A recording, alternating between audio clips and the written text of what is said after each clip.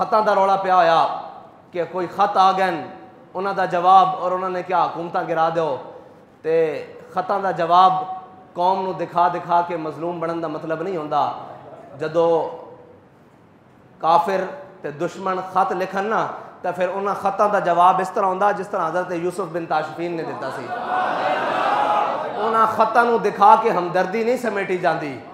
हज़रत यूसुफ बिन ताशफीन ने यह नहीं किया कि भाई देखो उसने ख़त में इतना लिख दिया है कि अगर आसमान के फरिश्ते भी तुम्हारे मदद के लिए उतर आएँ तो तुम मुझे शिकस्त नहीं दे सकते क्योंकि मैं इतनी बड़ी फ़ौज ला रहा हूँ। तो हज़रत यूसुफ बिन ताशफीन ने अपने वज़ीर मुशीर को कहा कि जनाब इसका जवाब लिखो।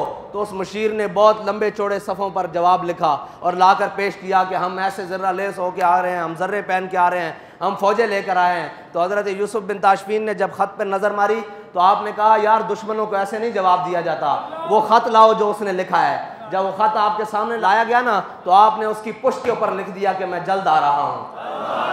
तो बात यह है कि जब दुश्मनों से बात की जाए तो इस तरह की जाती है, वो ख़त दिखाकर हमदर्दियाँ नहीं समेटी जाती।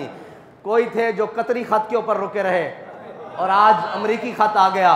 लेकिन एक बड़े अफसोस की बात है, कौम अगर ध्यान करे कि वज़ीर आज़म एक बड़ा कलीदी ओहदा है किसी भी मुल्क का, सदर एक बड़ा कलीदी ओहदा है किसी भी मुल्क का, एक वज़ीर आज़म अपनी कौम से खिताब कर रहा हो और वो नारे लगाता हो कि मैं बड़ा हुर्रियत पसंद हूँ, मैं एब्सोल्युटली नो कहने वाला हूँ, लेकिन जब अमेरिका का नाम आए तो वो कहे कोई मुल्क कोई बात। मैंने कहा मुल्क के अंदर कलीदी ओहदे रखने वाले अपने दुश्मन का नाम लेते हुए लरसते हैं, कभी इनको ये लर्जा नहीं आया कि इस मुल्क के अंदर अल्लाह और उसके रसूल के खिलाफ हमने जंग लगा रखी है, इस मुल्क के अंदर सूद चल रहा है, हमने अपने गिर्द कादियानियों की लाबियाँ पाल रखी हैं, हमने अपने इर्द गिर्द लिबरल पाल रखे हैं, हमने कुरान और हदीस को निसाब से निकाल दिया है, हमने रोज़े की हालत में नामूस रिसालत के मुजाहिदों को शहीद किया है, कभी ज़बान नहीं लर्जी, कभी आंख में बल नहीं आया। लेकिन अमेरिका से डरते हो तुम। बाबा जी फरमाते थे वो एक सजदा जिसे तू गरा समझता है, हजार सजदे से आदमी को देता है नजात, तू आया ना क्यों डरते बदनसीबा। और भाई तुझे ये कहने की जरूरत ही ना पड़ती, सारी कौम समझ लेती कि ये कौन था। अमेरिका की क्या जरूरत है। बाबा जी कहते थे इन ब्रैनर चूचों की क्या जरूरत है कि मोहम्मद अरबी के गुलामों के सामने। लेकिन बात यह है तुझे तो हुजूर की मोहब्बत की चाशनी मिली नहीं ना। अगर मिली होती तो अमरीकियों का नाम लेते हुए ज़बानें ना लरजती। मैं ये सोच रहा हूं कि नाम लेते हुए ज़बानें लरज रही हैं, तो अगर कहीं मैदान लग रहा तो इनकी तो टांगें कांपेगी। अगर उनको कोई बात कर सकता है तो वो कोई मौला कायनात का गुलाम कर सकता है। तो जब दुश्मन आए ऐसे चौड़ा होकर, तो आपने फरमाया अनल्लज़ी सम्मतनी उम्मी हैदरा, फरमाया मेरी माँ ने भी मेरा नाम हैदर रखा, झाड़ियां दा शेर। और तू अगर नामूस रिसालत दे मुजाहिदां दे उत्ते गोलियां ना चलाइयां होंदियां और तू वो वक्त ना गवाया होंदा जड़ा रब ने तेनू बड़ा बेहतरीन वक्त दिता सी, और यही गल्लां उस वक्त खड़े होके कर दित्तियां होंदियां कि ओए असी सारा कुछ बर्दाश्त कर लवांगे, असी अमरीका ते फ्रांस नू भी देख लवांगे, लेकिन अपने हबीब दी इज्जत ते सौदा नहीं कर सकते। ते अज ये लंबियां तकरीरां ते रो के दिखाने की कौम नू जरूरत ना पैंदी। कौम तेरे पीछे, लोग कहते हैं जी आप इसके साथ चलें। मैंने कहा साथ चलना पीछे की बात है, अगर ये नामूस रिसालत के ऊपर खड़ा हो जाता हम इसकी जूतियां अपनी पगड़ी में बांधने के लिए तैयार थे। लेकिन अगर कोई हमें कहे कि इक़्तिदार की खातिर इसको साथ रखो, तो मर ही जाऊं जो इस दर से जाऊं दो कदम, क्या बचे बीमार गम कुर्बे मसीहा छोड़कर। ऐसा एक इक़्तिदार नहीं, सारी दुनिया का इक़्तिदार भी हो, हम अपने पांव की ठोकर पे भी नहीं रखते।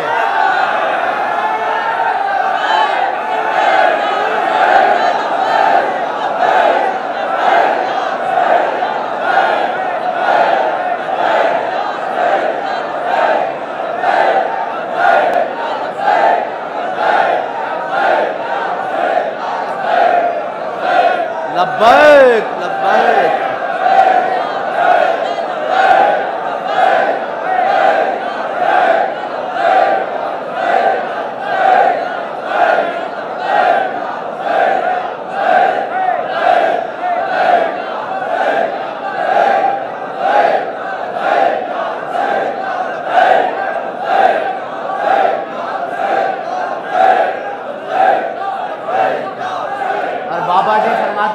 बड़े बदनसीब जो करार तक न पहुंचे।